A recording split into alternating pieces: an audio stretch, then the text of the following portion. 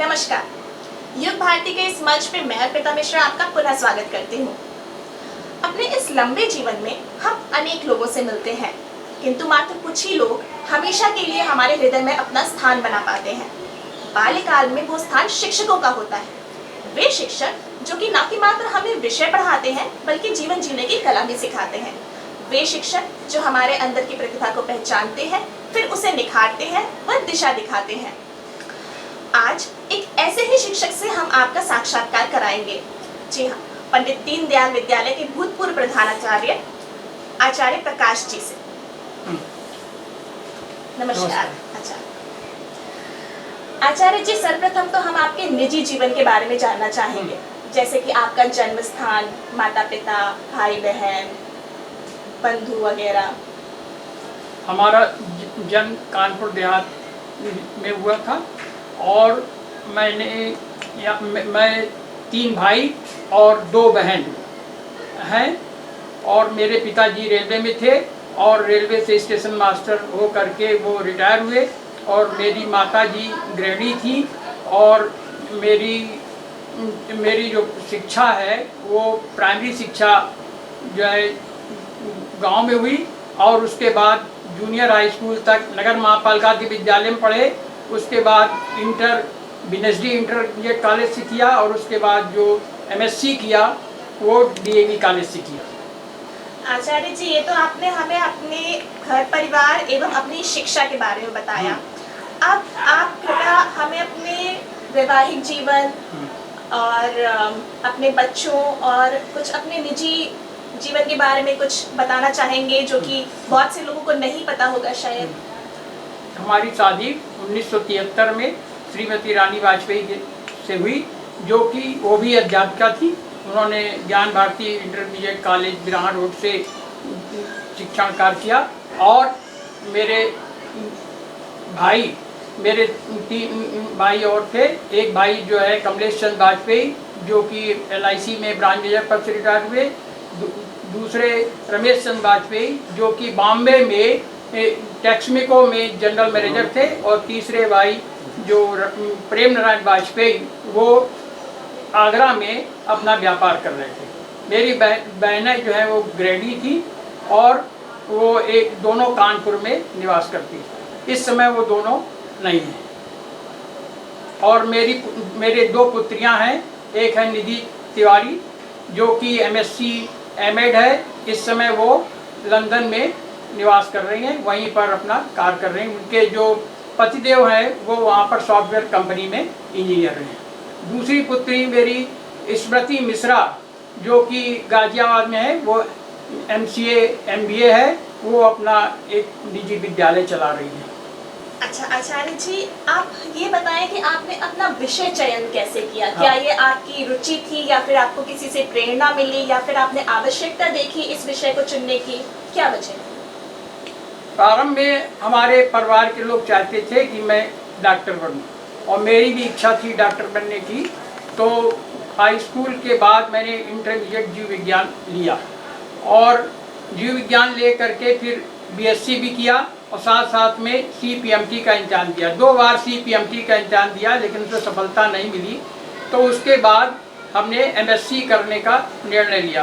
तो MSc जंतु विज्ञान से DAV कॉलेज से किया और फिर ये सोचा कि अगर हम डॉक्टर नहीं बन पाए हैं तो हम शिक्षण कार्य के माध्यम से कुछ डॉक्टर तैयार कर सकते हैं। तो उसके आधार पर मैंने जंतु विज्ञान से MSc किया। फिर उसके बाद शिक्षण कार्य में लग गया और फिर कई स्कूलों में इंटरव्यू दिया। उसके बाद जो है दीनदयाल विद्यालय में हो गया। दीनदयाल विद्यालय उस समय केवल कक्षा 8 तक था, तो उस समय जो है हमको जीव विज्ञान के साथ साथ रसायन विज्ञान भी पढ़ानी पड़ती। आचार्य जी, आपके विषय चयन की तो ये घटना रोचक लगी हमें। अब आप ये बताएंगे कि आपका विद्यालय में आगमन क्या स्वयं स्फूर्त था या फिर आपको आमंत्रण मिला था? जब विद्यालय में वहाँ पर एडवर्टीजमेंट निकला तो उस समय हमने अप्लाई किया और उसके बाद वहाँ पर इंटरव्यू हुआ। इंटरव्यू में बहुत से लोग आए थे लेकिन MSc उस समय हम ही थे तो हमारा फिर वहाँ पर माननीय रज्जू भैया ने इंटरव्यू लिया, और इंटरव्यू जो है वो उस समय करीब आधे घंटे से ज़्यादा चला, और उसके पश्चात हम अपना घर चले आए। रिजल्ट नहीं मालूम हुआ। फिर 10-15 दिन बाद एक हमारे पास पत्र आया कि आपका चयन हो गया है, और फिर 17 जुलाई 1972 को फिर हम वहाँ पहुँचे वो पत्र लेकर। तो उन्होंने कहा आप कब से ज्वाइन करेंगे, तो हमने कहा कि आज आप जब से कहिए। तो उन्होंने कहा अभी ज्वाइन करें, हमने कहा अभी ज्वाइन करेंगे। तो 1972 जुलाई को हमने वहाँ पर अपना ज्वाइन कर लिया। अच्छा आचार्य जी, विद्यालय में आगमन के पश्चात आपका अनुभव कैसा रहा? वहाँ के छात्र, सहयोगी, वहाँ का वातावरण आपको कैसा लगा? विद्यालय में वहाँ का वातावरण हमको बहुत अच्छा लगा, और वहाँ के उस समय हम लोग 7 आचार्य थे, और उसमें प्रयाग जी थे, ओम शंकर जी थे, और सबका सहयोग मिलता था। और वहाँ पर पढ़ाने के लिए प्रबंध समिति का भी बहुत सहयोग मिलता था। उस समय जो है जब हम आए तो वहाँ पर इंग्लिश मीडियम से आए थे, तो वहाँ पढ़ाने में दिक्कत होती थी, तो उसको पहले हिंदी में तैयार करते थे, फिर उसके बाद उसको पढ़ाते थे। और माननीय वो थे धूपड़ जी IIT से, वो भी बीच में आते थे और हम लोगों को जो है मार्गदर्शन देते थे कि किस तरह और अच्छे ढंग से पढ़ाइए। अच्छा आचार्य जी, वहाँ से जुड़ी हुई कोई स्मृतियाँ हैं आपकी? कोई आपका प्रिय छात्र हो, कोई प्रिय सहयोगी हो, या फिर कोई ऐसी घटना हो जो कि आपको याद हो? वहाँ जब हम वहाँ पर पढ़ा रहे थे तो उस समय हमारे साथ बहुत से छात्र थे। सभी छात्र जो है हमारे प्रिय थे, लेकिन जो छात्र ऐसी तो कोई घटना नहीं हुई जिसमें कि कोई छात्र से हुआ। लेकिन आचार्य लोग थे, प्रयाग जी थे, उनसे बहुत प्रेम मतलब था, वो घर आया जाया करते थे। ओम शंकर जी थे तो वो भी जो है घर आया जाया करते थे। तो सब में जो है आपस में बिल्कुल घरेलू व्यवहार होता है। आचार्य जी, हम आपको वहाँ से जुड़ी हुई कुछ ऐसे आपके शायद पुराने जो छात्र थे उनके कुछ ऐसी बातें हैं जो आपके साथ साझा करना चाहेंगे? हम लोग भी बात कर रहे थे कि हमारे जो प्रकाश आचार्य जी हैं, संजय श्रीवास्तव जी, आप बता रहे थे कि आपके वो कक्षाचार्य भी रहे हैं, बीच में कक्षा में। और हमारे संजय अस्थाना भाई, आप उनके साथ जीव विज्ञान विषय में भी रहे हैं। मेरा आपको विषय जीव विज्ञान नहीं था, लेकिन मुझे जहाँ तक प्रकाश जी का याद आता है, चेहरा याद आता है, तो उनका एकदम सौम्य निरव स्वभाव और एकदम प्यार भरी आंखें, और बड़ा तो कहते हैं कि बड़ी मधुर भाषा में बोलते थे, बड़ी आत्मीयता महसूस होती थी। जो कोई भी घोषित करेगा प्यार करते थे। तो मैं आपसे पूछूंगा कि आप जब प्रकाश जी के बारे में सोचते हो तो आपके मन में क्या आता है? आदरणीय प्रकाश जी से 11वीं कक्षा में मेरा अपनी 1-to-1 इंटरेक्शन शुरू हुआ, क्योंकि वो पहला टेस्ट था 81 में हम लोगों का इंटर था, और उसमें हम लोग 9 या 10 विद्यार्थी थे। और 10 तक तो नंबर स्टूडेंट ज़्यादा था, तो वो 1-to-1 वाला इंटरेक्शन का मौका नहीं मिल पाया था। 11वीं कक्षा में मैं पहली बार उनके नजदीक आया, और मैं ये पाया कि इतनी अच्छी सहज तरीके से आचार्य अपने सब्जेक्ट को एक्सप्लेन करते थे। वो जो था that was beyond par excellence था। कई बार मैंने ये देखा कि जैसे आप लोगों ने गौर कराओ कि बायोलॉजी में फिगर्स का बहुत इम्पोर्टेंस होता है, तो जो सेकंड फिगर्स होते थे, लाइक डाइजेस्टिव कैनाल ऑफ कमेंटल, सहजता से अगर उसको ब्लैक बोर्ड पर उतारते थे और उसी सहजता से उसको एक्सप्लेन कर देते थे। तो फंडामेंटल्स उनको बहुत क्लियर थे। और हमें खूब याद है कि somehow हम लोग के बैच को डिफरेंशिएशन का भी इशू था, पहला बैच था ना, तो हम लोग यूनिवर्सिटी गए थे। यूनिवर्सिटी से जाना बाद हम लोगों को पता चला कि 12th क्लास प्रैक्टिकल एग्जाम की रिपोर्ट थी। अच्छा तो काफ़ी है था भाई अपने विद्यालय के माहौल और यूनिवर्सिटी के माहौल के बारे में तो मुझे अलग है। बिल्कुल तो जो उसका हम लोगों को सांत्वना देने का, हम लोगों को समझाने का, हम लोगों को नॉर्मल वे में नॉर्मल स्टेज में बच्चे का उनका जो प्रयास था वो मैं तो बताया।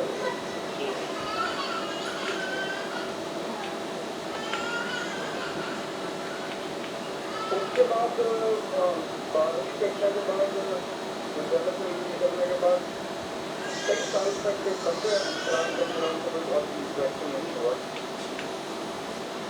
जब मैंने 1987 में ज्वाइन करा जॉब तब 1.80 चला तो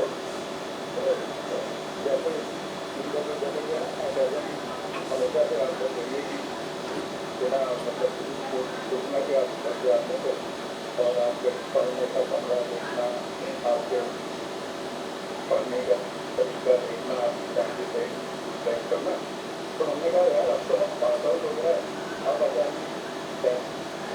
तो मैंने कहा कि जैसे ही मुझे पता चला एकेडमिक चलिए तो मुझसे बात हुआ। अरे हम लगा जाती आपके आपकी बात को इतना संभव होता है।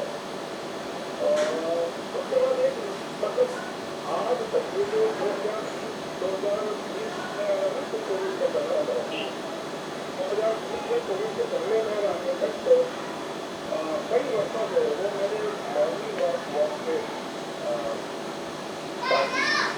अच्छा हम लोगों ने कहते हैं ना तरीके से पढ़े तो आप देखते हैं नहीं हमारे घर के सामने और लगाई के हर जगह की वो आगाम करते हैं कि वो एजेंसी के वास्तव से वहाँ से आते हैं।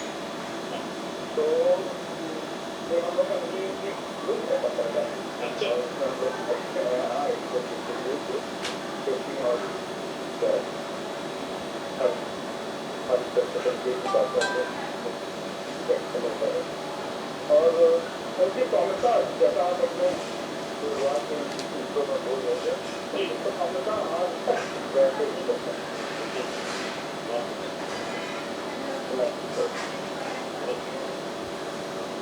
बहुत बढ़िया। जैसे जैसे आप बताते गए तो उनकी स्मृति जो है आंखों के सामने आती गई। हाँ अगर प्रभाव लघु प्रभाव सब मैंने गुस्सा होने आवाज कम हो गई। जी हमको नहीं आएगा और अकेले मतलब ये लगा वो तो मतलब हमने देखा उनके वो जी लेकिन प्रकाश ये तो नहीं कभी आज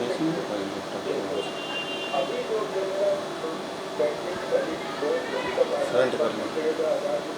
अभी सेकंड जमाना है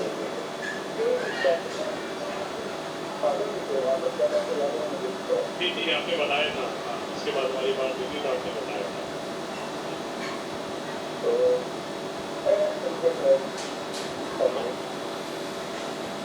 ठीक है हमारे संजय श्रीवास्तव जी से थोड़ा सा जानकारी लेते हैं कि बीते हुए दिनों को याद करते हुए संजय भाई आपके दिमाग में आचार्य जी आदरणीय आचार्य प्रकाश जी के बारे में क्या आता है?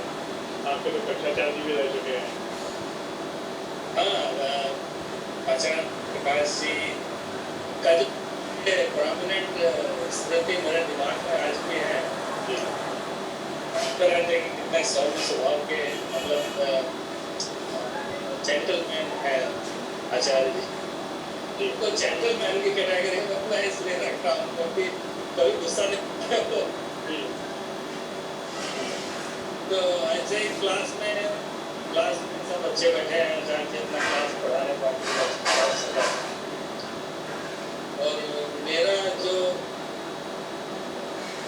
मेकअप था उस टाइम पे स्कूल में वो इस तरह का था कि यार समझ में आ नहीं रहा है, लेकिन रट लूंगा वाले वो एग्जाम ले करके पास कर लूंगा। तो बना रहे अपना, उसके बाद में हम लोग किताब खोल के बैठे पढ़ रहे हैं। हमको तो बीच में सवाल भी पूछते थे, तो ऐसा लगता कहीं मेरा नंबर है तो लफड़ा हो जाएगा, समझ में तो आ नहीं रहा है। वो जहाँ उनकी निगाह घूमती तो मैं अपना किताब में घुसा देता था। उन्होंने स्पॉट कर लिया था कि ये गड़बड़ कर रहा है।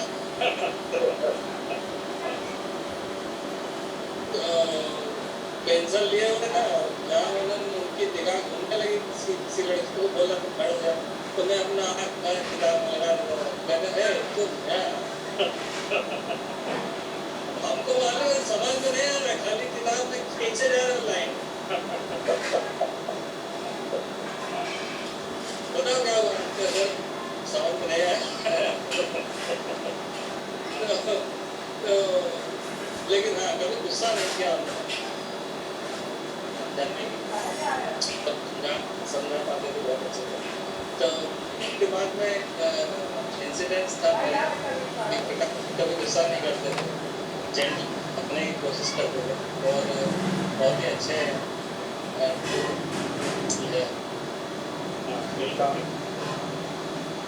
नहीं, हम लोग उस हिसाब से बहुत सौभाग्यवान रहे कि हमारे इर्द गिर्द हम लोग को देखने के लिए, हम लोग को दिशा देने के लिए। हाँ आचार्य जी, ये तो हो गई हाँ स्मृतियों की बात, जी। विद्यालय से जुड़ी हुई। अब हम आपसे ये जानना चाहेंगे कि क्या आप किसी समाज कार्य से जुड़े हुए हैं, या फिर किसी संस्था से, या फिर किसी ऐसी हम 2 संस्थाओं से जुड़े हैं।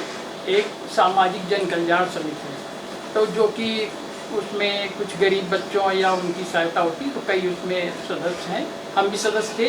फिर पिछले साल उन्होंने उपाध्यक्ष बनाया, अब इस साल उन्होंने अध्यक्ष बना दिया। तो उसकी बीच बीच में बैठक होती रहती है, उसमें सब अच्छे लोग, गणमान्य लोग, कुछ व्यापारी, कुछ इस तरह के थे, तो वो सब चंदा इकट्ठा करके उससे मदद करते थे।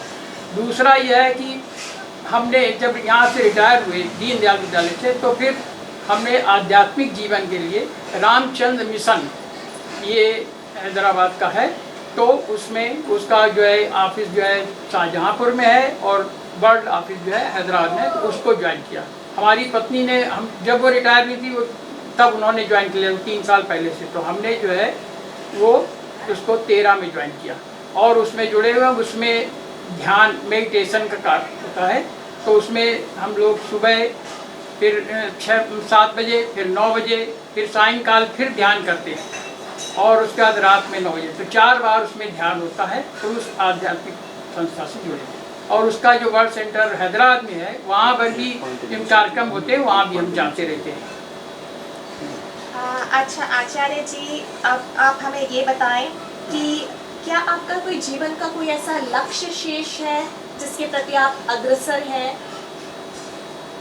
लक्ष्य कोई शेष नहीं है, बस केवल ये है कि आध्यात्मिकता के थ्रू जो है अपनी जीवन के चरम स्पर्श को पहुंचाना और लोगों से प्रेम भाव रखना।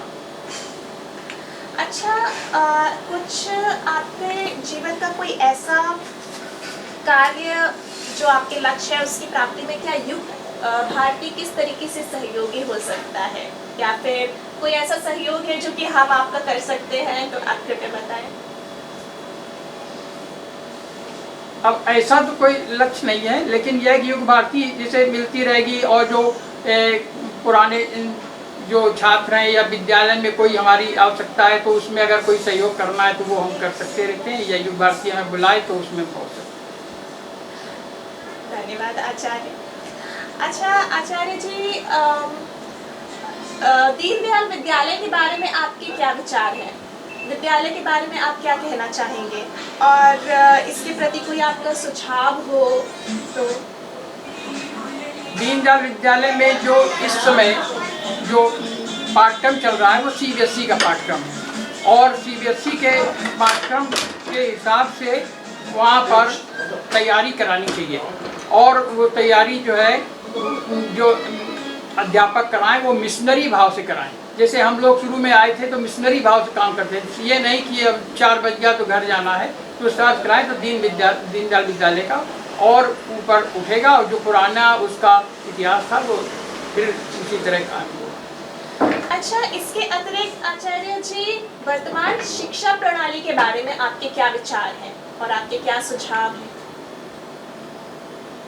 वर्तमान शिक्षा प्रणाली जो है वो यहाँ के लिए ठीक है, लेकिन उसके लिए जो है अध्यापक जो हैं वो उनको ट्रेनिंग देनी चाहिए, उनको बीच बीच में सेमिनार कराने चाहिए और उनको जो है ट्रेन करना चाहिए, जिससे कि वो छात्रों को उस ढंग से पढ़ाएं, तब वो ठीक है। जैसे वर्तमान शिक्षा प्रणाली में उसमें इससे आ गया, कंप्यूटर से आ गया, उससे पढ़ाने लगे, तो अब उसमें जो है कुछ ऐसे छात्र हैं जिनके पास लैपटॉप या इस तरह नहीं है, तो उनको दिक्कत आती है, तो उस तरह से कुछ इस तरह के सेंटर होने चाहिए जहाँ पर या विद्यालय में इस तरह की व्यवस्था हो, जिससे कि उनका उसी हिसाब से। अच्छा आचार्य जी, इसके अतिरिक्त परिवार, समुदाय और समाज के बारे में आप कुछ कहना चाहें तो कृपया बताएं, आपके विचार। समुदाय में तो परिवार में अपने परिवार की, आपका परिवार या फिर सामान्य हाँ, रूप से? सामान्य परिवार में लोगों को शिक्षित करने के लिए जो युग भारती है वो कुछ एक हिसाब से एक प्रोजेक्ट ले और उसमें उनको जो है कुछ सहयोग करे और उससे उनको पढ़ने के लिए प्रेरित करे। अच्छा आचार्य जी, हिंदू धर्म के बारे में आप क्या कहना चाहेंगे? देखिए, हिंदू धर्म की संस्कृति तो अपने देश की है, लेकिन आजकल कुछ जो उसके लिए यह है कि जो पुरानी गीता, रामायण, इनका भी अध्ययन करना चाहिए और उसके जो संस्मरण हैं उनको ध्यान में रख करके जो है कार्य करना चाहिए। साथ साथ में कुछ ऐसे हिंदू भी हैं जो कि वो हिंदू धर्म होते हुए भी हिंदू धर्म की आलोचना करते, ये ठीक नहीं है। आचार्य जी, भारत देश के बारे में आप क्या कहना चाहेंगे? कृपया आप कुछ अपने विचार विमर्श बताएं। देखिए, भारत देश पहले कहा जाता है एक सोने की चिड़िया थी, लेकिन उसके बाद धीरे धीरे उसका जो है वहाँ अंग्रेज आए, मुसलमान आए, फिर अंग्रेज आए, तो उस तरह से जो उसका पतन हुआ। लेकिन अब इस समय भारत का गौरव सब जगह बढ़ रहा है, तो इसमें सभी लोगों का सहयोग चाहिए जिससे कि ये इसी तरह बढ़ता रहे। अच्छा आचार्य जी, वर्तमान विश्व परिदृश्य के बारे में आप क्या कहना चाहेंगे? अपने विचार कृपया हमारे साथ साझा करें। वर्तमान विश्व परिदृश्य में भारत की कीर्ति फैल रही है। जहाँ पर पहले भारत का नाम नहीं लेते थे लोग, भारत को कोई किसी गिनते नहीं थे, वहाँ पर आजकल भारत की सब जगह जय होने लगी है। यहाँ की विदेश, अमेरिका, इंग्लैंड और जो सब जगह जो है वो भारत के संबंध अच्छे हो रहे हैं। अच्छा आचार्य जी, इसके अतिरिक्त युग भारती के बारे में आप क्या कहना चाहेंगे? अपने विचार हमें बताएं। देखिए, युग भारती में जो बैठक हो रही है उसमें लोग छात्र लोग आते रहते हैं जो, लेकिन अब आजकल जैसे जूम चल रहा है, जूम है और वो गूगल मीट है, इस तरह के उसमें युग भारती को जो हैं सदस्य उनको जोड़ करके कार्यक्रम करवाने चाहिए जिससे कि और उसका विकास हो सके। पंडित दीनदयाल विद्यालय के इतिहास के बारे में यदि आप कोई जानकारी देना चाहें तो आप बताएं। 1968 में जब दीनदयाल जी की मृत्यु हुई तो उसके बाद जो बूजी और भावराव जी, इन्होंने सोचा कि ये यहाँ पर एक ऐसा विद्यालय खड़ा करें जिसमें कि अगर एक दीनदयाल जी की मृत्यु हो गई है तो इस विद्यालय से बहुत सारे दीनदयाल उन्हीं के समान तैयार हो सकें। इसलिए उस योजना के तहत दीनदयाल विद्यालय का निर्माण हुआ। फिर यहाँ पर जो है विद्यालय में कक्षा 6 खोली गई। कक्षा 6 यहाँ नहीं चली, वो पहले शिशु मंदिर में चलती थी, ये विद्यालय बन रहा था। फिर 1-2 साल बाद दीनदयाल विद्यालय में वहाँ से यहाँ पर सब छात्र उपस्थित हुए और यहाँ पर कक्षाएं प्रारंभ की गई। अच्छा आचार्य जी, पंडित दीनदयाल उपाध्याय जी के जीवन एवं उनके कार्यों के बारे में आप क्या कहना चाहेंगे?